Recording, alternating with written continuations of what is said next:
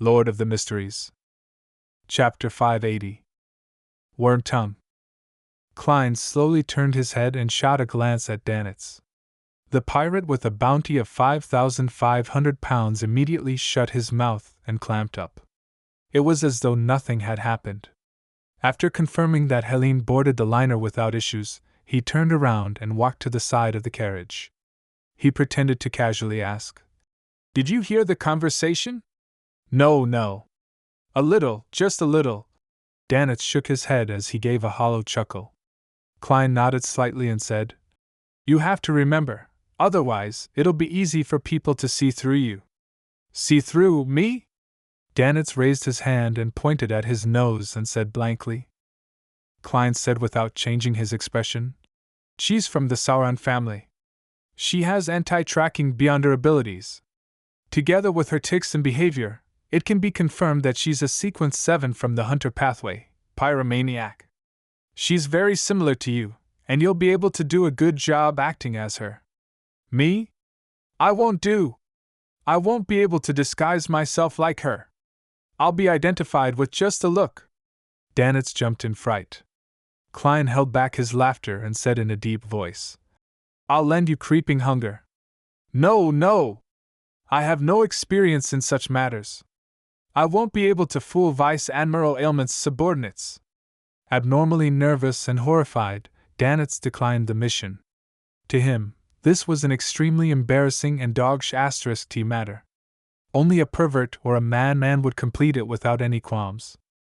Klein nodded in agreement and said without an expression, "Indeed, you are rather stupid." Danitz forced a smile. "Yes, I'm very stupid." Klein didn't say a word as he walked past Danitz and opened the door to the carriage.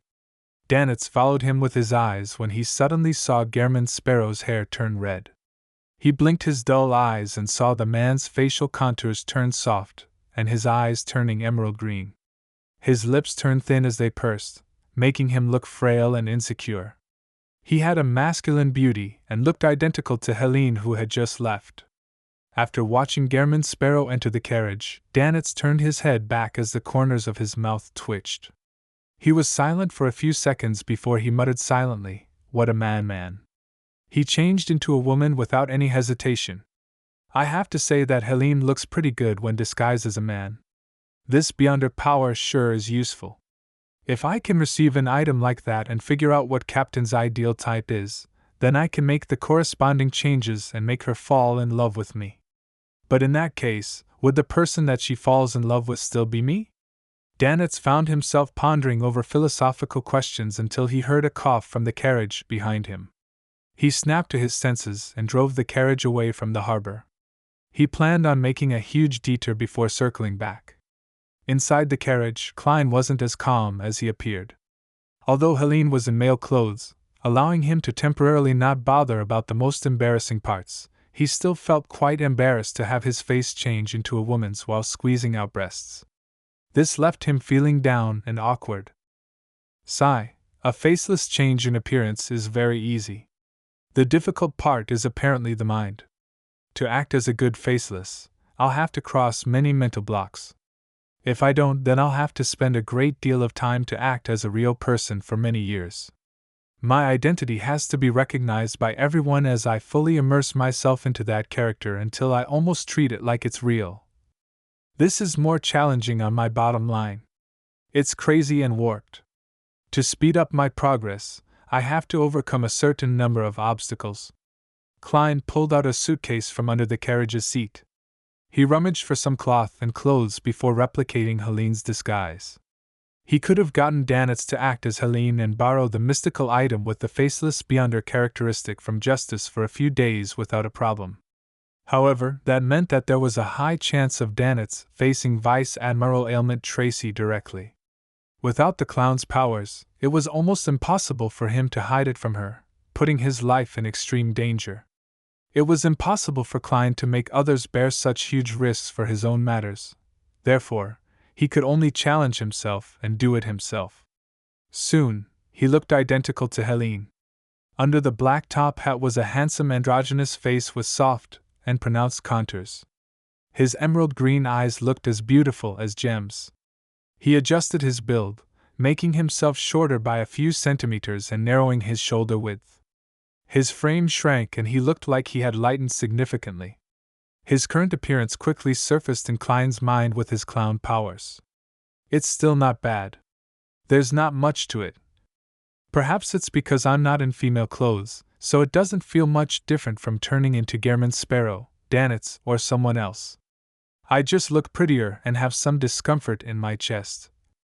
If I look like that on Earth, I wouldn't have needed to worry about not having a girlfriend, he mocked and consoled himself as he curled the corners of his mouth. What looked like a normal action on Gehrman Sparrow now looked pitiful and sorry. F***K. Klein cursed silently as he quickly adjusted his state of mind. Bit by bit, he immersed himself into the state of true acting. With the passage of time, he discovered that the resistance he had lessened significantly. Following that, he felt relaxed and calm as though the potion had harmonized itself further. And that meant that the speed of his digestion would speed up. It really is useful, Klein said silently as he got up and took 4 steps counterclockwise. He went above the gray fog and once again confirmed the danger level of his upcoming operation. After returning to the real world, he switched to using Helene's voice and deliberately suppressed it. Head to Pier 6 at the harbor. Danitz didn't find anything amiss, but he suddenly came to a realization after changing directions. He couldn't help but tremble. It's like the real person. I wouldn't be able to distinguish him if the day comes where he transforms into captain to fool me. After a while, the carriage re-entered the harbor and went to the liner which Helene was originally meant to board. But it didn't truly approach it, and had instead circled around to a nearby warehouse.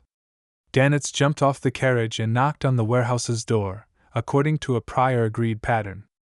Out came a group of dock workers who were clearly of native blood. Following that, they made way. After confirming that there wasn't anything amiss, the bald member of the resistance, Kalat, came out on a wheelchair. Where is she? He looked at Danitz as he asked. Through Helene's matter, Danitz had successfully established communications with the resistance. Danitz laughed mischievously. In the carriage. She's been drugged with medicine that makes her lose her strength. Its effects will last another 10 hours. Remember, I want 70% of the £1,000 reward. Kalat raised his right arm and waved it. Immediately 2 thin members of the resistance got onto the carriage. Boss, it's that woman. They soon poked their heads out and said in the tone of a local gang. Take her down. Our mission is to protect her. Kalat emphasized again. Helene, who was disguised as a male, was helped down from the carriage with 2 soldiers supporting her on either side of her with his control as a clown. Klein pretended to be weak in the knees as he staggered. He was soon moved to a room among the Biam populace. At the same time, Kalat instructed a local gang member, who believed in sea god, to find strongman Ozil and tell him that they had found the target.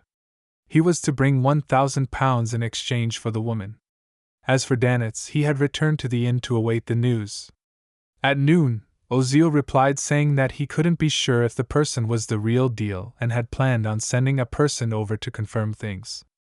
Kalat agreed to his request. Closer to the evening, a figure appeared outside the house.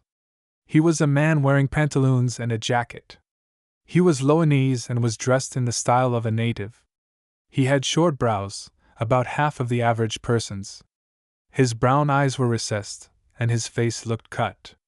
Kalat pushed himself on a wheelchair and appeared by the door. After seeing the man, he said in a heavy voice, Mr. King? Should I be honored that you actually know me? The man laughed. He was originally a captain of one of the pirate ships under Vice Admiral Hurricane Kalangos. After Vice Admiral Ailment Tracy took over the crew, he took on the role as third mate of her flagship, the Black Death. His nickname was Wormtongue, with a bounty of £5,400.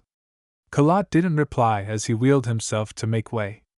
Mither entered a nearby room after being led by a gang member. Inside, he saw Helene sitting by the bedside in a gentleman's outfit. Her eyes were darting about and glaring at him.